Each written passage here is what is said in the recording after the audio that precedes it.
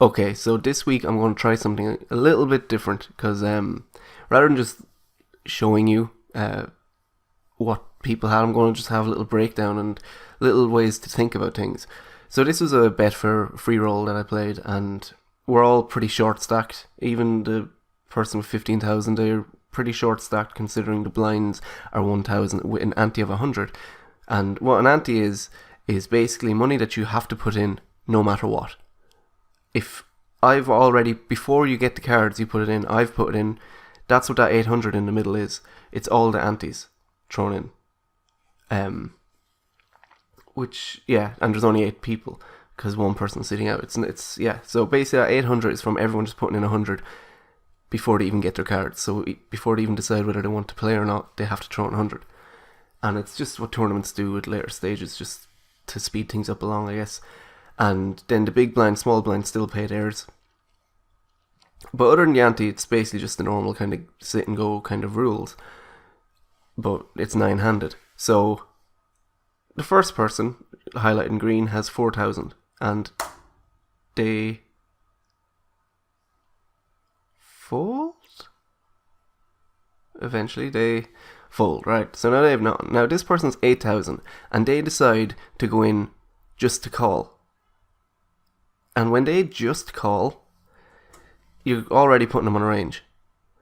You could put them on aces, maybe kings or queens, like they're kind of trapping, like they kind of want to disguise their strength so that if someone raises, they can then go all in over the top. They could have something like ace, jack, ace, queen, because they're not super short stacked, and they have 7 people to act after them. So is it 7? 1, 2, 3, 4, 5. Sorry, 6 people to act after them. So they know that there's a possibility of one of them going all in, especially when there's 2 people after them with 4,000 chips. There's 2 people after them with 10,000 chips, and they're all likely stack sizes that would go all in if they were dealt some sort of decent hand. So, like, with this knowledge in their head, they still decide to just call. So they're showing strength, or they're showing drawing hands. So they either have like aces, kings, queens pair, like a strong pocket pair, or a strong ace or a strong king, like, king 9 upwards or ace jack upwards sort of thing. Then we get a call from a really low stack, and when they just call instead of going all in, you can assume that they possibly have an ace in their hand, but like an ace 4, ace 6, that sort of thing, not an ace king, ace queen. So they kind of just want to see a flop. That, or they have like jack queen, jack king, maybe even 9, 10, 10 jacks, or suited cards. So that's kind of what I'd put them on. That, or like a weaker pocket pair, because any pocket pair over 9s or 10s, they'd be going all in, because they kind of like, let's roll the dice in this. So then I fold, as you saw, and the person to my left also folds. Then it goes to the dealer the dealer chip, which folds. And now the range I'm putting the small and the big blind on is actually interesting, because the small blind could pretty much have any 2 cards in their hand, because they had to call 500 to see a flop where the pot is 4,300. So they're getting really, really, really good pot odds, almost 9 to 1, like 8 point something to 1. So like they would have been really stupid not to call in that situation. And big blind as well, they can have any 2 cards. They could have 2 aces, they could have a pair of 2s, they could have a 7 and a 2, because all they did was check. So they could have really strong or really weak. But I would put the argument forward that they don't have pocket pairs. High pocket pairs, that is. Because if they had, say, a pair of aces in their hand, they would probably raise to force other people all in, or to force them to be pot committed if they do want to call. But also it would make people who have cards like a 3 and a 5, or a 5 and a 6, drawing kind of hands that can play well against aces if the right flop comes up. You want to get them out, and they would never call a raise with such weak hands. So when you have pocket aces, you'd raise it up to narrow down the amount of players in the pot, and also narrow down the ranges of the people in the pot, because you wouldn't call a raise unless you had like ace king, ace queen, or like pockets yourself. So anyway, that's just thoughts on the big blind. And now the small blind acts, and they decide to, they check anyway eventually, and then the big blind puts in a bet.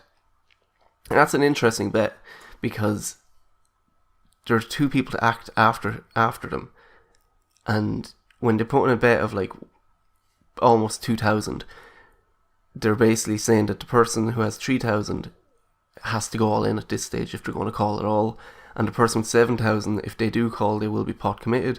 So there's two big chances of this person getting raised over the top, but yet they're still putting money in the pot. They could be doing it as a bluff at the ace, to scare people off, to just kind of take down the pot there and then, or they could be doing it to trap because they have an ace, or maybe they have a 9, maybe a pair of 9s. They wouldn't have raised pre-flop possibly with a pair of 9s. So, something like that could work. And then we get a call, and then we get from that person all in, and that's kind of expected because they're pot committed. If they call that bet, the only way they could call that bet is by just going all in, just saying, look, by the turn in the river I'm going to be all in anyway, so I'll just go all in now. Then the small blind, who obviously, as I suspected, didn't really have much, like they just called because the pot odds were good and they wanted to see the flop, to see if they hit. And then we get a call, and then another call. So now there's 14,000 in the pot. We get a check, and then an all-in bet, and then a call to that all-in bet. So now, what exactly happened? Like, a 6 came out, and they went all in. So, do they have pocket 6s? Do they have a 9, pocket 9s maybe? Or maybe something like the ace, queen perhaps? Maybe that's why they went all in. And why did the person call so quick? They obviously have an ace. I would put the big blind on an ace at this stage. Maybe ace 6 even. They felt like, it just seemed like they were trapping. Maybe they'd have like a pair of 9s either. But like, they definitely have something that this board like works well with. And I wouldn't say it would be 2 spades, because they're calling an all-in bet, so they obviously have something. So let's find out what everyone had anyway. So ace 3 on the big blind, pair of kings, which makes perfect sense that they would have a pair of kings, and because remember earlier there was 6 people to act after them, and they just checked, they just called instead of going all in because they didn't want to scare people off when they had kings. So it makes sense. And pair of 4s, I guess they just said, look, I'm out in like the next couple of hands because I only have 4,000 chips, so I may just kind of go and roll the dice with this pair of 4s. And the aces take it down. So that's kind of hand analysis I'll be talking about. Oh, it's getting chilly. That's kind of hand analysis I'll be like not trying to implement, but that's the sort of thing I'd be talking about. So let's just give this one a quick go. We'll just kind of let it roll through. I have 12,000 chips. This is later on in the game, and I won a little bit more. Canadian flag has gone it and just called. That seemed to be a theme as well of this tournament. Like, no one raised pre-flop unless they were just like had like 2,000 or 3,000 chips left, and the only way they could raise is by going all in. But other than that, like, people rarely raised. And look, there are 2,000 or 3,000 chips or 5,000 chips, and they went all in. So yeah, you have to put them on like a pockets, right? Either ace X, king X, or pocket.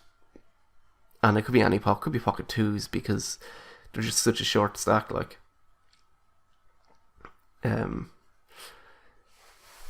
Then I forget, I don't even know what happened. Did they raise? They went all in anyway. So now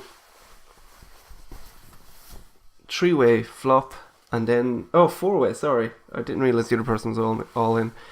So they were all in with a queen and 2. Oh, I remember, they re-raised with the queen and 2. Yeah, that baffled me as to why they did that. Like, I guess they were trying to show more strength than they had, but in the end, I mean, they get an absolutely killer flop. hitting 2 pair sevens for the French flag, ace X for the Canadian flag with the ace and the 8, and they were suited, and a 6-7, which I'm not quite sure why they called any of the bets, to be honest, with the 6-7 from small blind. So anyway, yeah, that's how that fared out. The person to my left played a very, very strange line, but the cards fell right for them, so that's how that goes. Queen 8. Now, I had just won a pot.